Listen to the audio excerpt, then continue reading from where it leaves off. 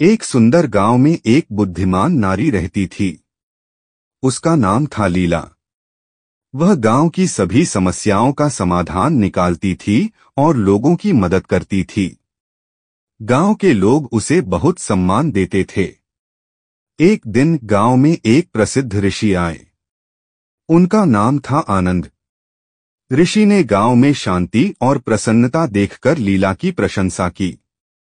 उन्होंने कहा, हे लीला, तुमने इस गांव को बहुत खुशहाल बनाया है। तुम्हारी बुद्धि और करुणा से लोग बहुत लाभान्वित हुए हैं। लीला ने विनम्रता से कहा, महात्मा, यह मेरा कोई विशेष गुण नहीं है। मैंने भी जीवन में बहुत संघर्ष किया है। मैंने देखा है कि दुख और सुख जीवन का हिस्सा है। हमें इन दोनों का सामना करने की शक्ति होनी चाहिए। ऋषि ने कहा, तुम्हारी बात सही है लीला। जीवन में उतार चढ़ाव आते रहते हैं। महत्वपूर्ण यह है कि हम इन परिस्थितियों से कैसे निपटते हैं। हमें धैर्य और शांति बनाए रखनी चाहिए। लीला ने पूछा, महात्मा, आप जीवन में क्या सीखे हैं? ऋषि ने मुस्कुराते हुए कहा, मैंने सीखा है कि क्रोध और लोभ मन को अंधा बना देते हैं। हमें इनसे दूर रहना चाहिए। हमें दूसरों की मदद करनी चाहिए और हमेशा सत्य का मार्ग अपनाना चाहिए। लीला ने कहा, महात्मा, आपकी बातें बहुत सार्थक हैं। मैं इन बातों को हमेशा याद रखूंगी। ऋषि ने कहा, लीला, याद रखो, ज्ञान केवल किताबों में नहीं मिलता है। यह जीवन के अनुभवों से भी सीखा जा सकता है। हर व्यक्ति के पास कुछ न कुछ। विक्रम एक प्रतिभाशाली युवक था। पढ़ाई में अव्वल, खेलों में दक्ष और कला में रुचि रखने वाला। लेकिन जीवन ने उसके साथ एक ऐसा खेल खेला कि वह धीरे धीरे खुद को ही भूलने लगा। सब कुछ एक दिन में ही बदल गया। एक सड़क दुर्घटना ने उसके माता पिता को छीन लिया। अकेलापन उसे घेरने लगा। घर जो कभी खुशियों का घर था, अब एक खालीपन सा लगने लगा। दोस्तों के साथ खेलने का मन नहीं करता था। पढ़ाई में मन नहीं लगता था। दुनिया से कटने लगा। दिन भर अपने कमरे में बंद रहता। खिड़की से बाहर झांकता, लेकिन दुनिया धुंधली सी दिखती।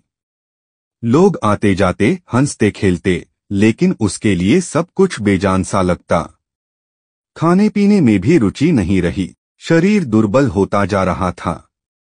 एक दिन उसके पड़ोसी ने उसे देखा। उनकी चिंता बढ़ गई। उन्होंने समझाया, विक्रम, इस तरह से जीवन व्यर्थ नहीं जाएगा। तुम्हारे माता पिता भी यही चाहते होंगे कि तुम खुश रहो। विक्रम ने सिर झुका लिया।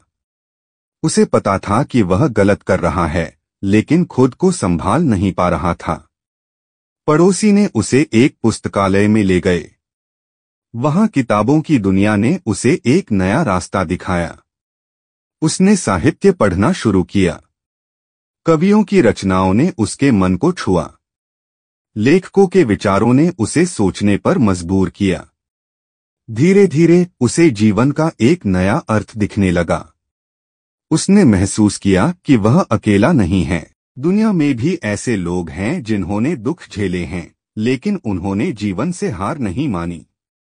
उन्होंने अपने दुखों को अपनी ताकत बनाया।